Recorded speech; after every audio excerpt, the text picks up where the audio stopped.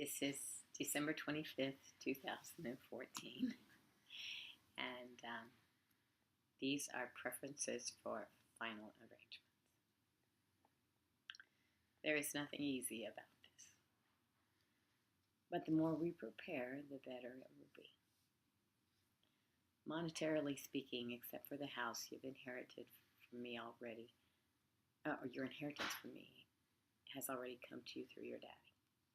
Anything that is left, however, please divide equally with perhaps a mindfulness to any needs Sissy might need addressed. Please be cautious about getting rid of the house, a potentially safe place for my as of yet unborn and unknown quantity progeny. Our gene pool is tricky.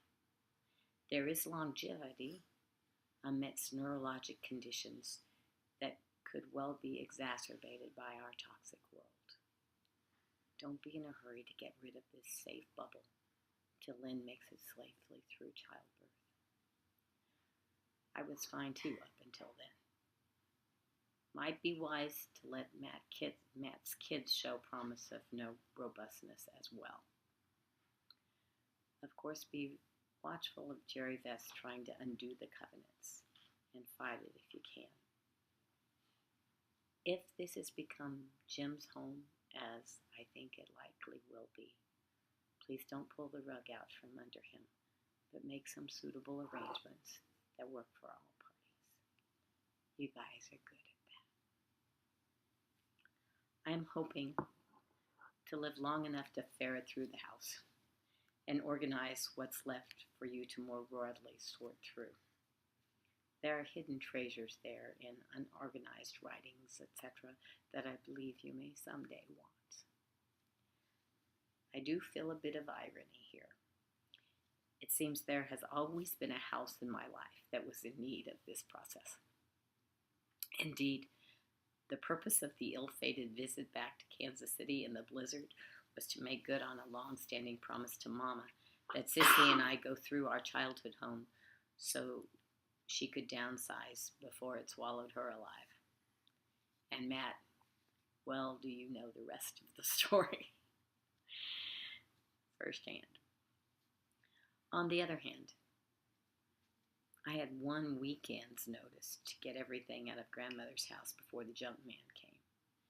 And if it weren't for your daddy's willingness to help me rent a U-Haul and pack it to the brim, I would have none of the treasures from my childhood memories of grandmother's house that I now cherish. I will be forever grateful to him for this, and many more things.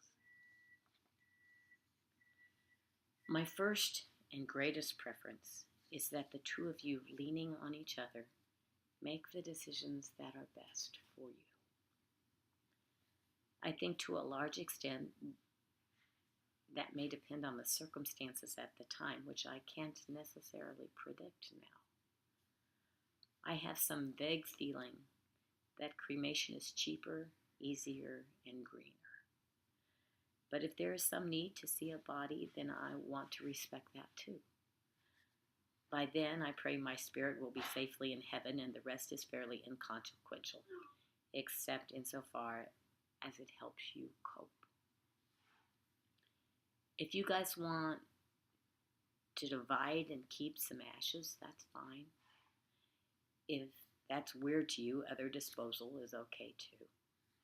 Our cousin Susan Greenleaf made pots of Uncle Babe's ashes for each of the kids and left some ashes for people to take with and spread in exotic places when they traveled. That idea seemed kind of neat to me, but not really necessary if it doesn't appeal to you. I'm always at home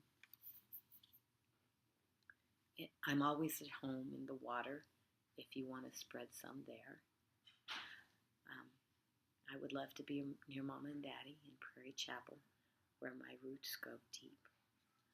Someday you may want to join us there. We really ought to check out into the availability. I wonder if I'll get that done before I die. Cremation would give you some time to plan the service that would most serve you. Let it be a celebration and release, not a saddened goodbye. Let it be more creative than expensive, as I hope is a reflection of my life. If you're up to it, I would be honored to have either or both of you play your respective instruments. I think as the daughter of a patriot, I have some justification to have taps played. Lynn, you pick which beautiful piece of classical music best suits.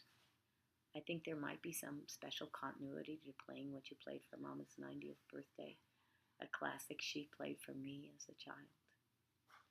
One of my greatest pleasures in life has been watching and listening as my children acquire musical abilities, the language of the soul. It is something I never accomplished. Other music I would like is for you to re-sing the Hymn of Promise and hold fast to those words. I also really like Josh Groban's song. I think it's called A Breath Away. It has the line, and isn't faith believing that all power can't be seen? Remember that all of us are just a few breaths away from the other side at any given time. That means there's a good possibility I'm pretty close to you even at the time I'm no longer in a physical body. Let that be comforting, not painful, as much as possible. Look for me to be winking at you in everyday circumstances of life. If given any opportunity to do so, you know I will take it as long as it's good for you and not hurtful. Soon and very soon feels right, too. If Debbie Campbell is in a position to play my tribute, as she did for Mama, that would be glorious. The passages I like are marked in my Bible.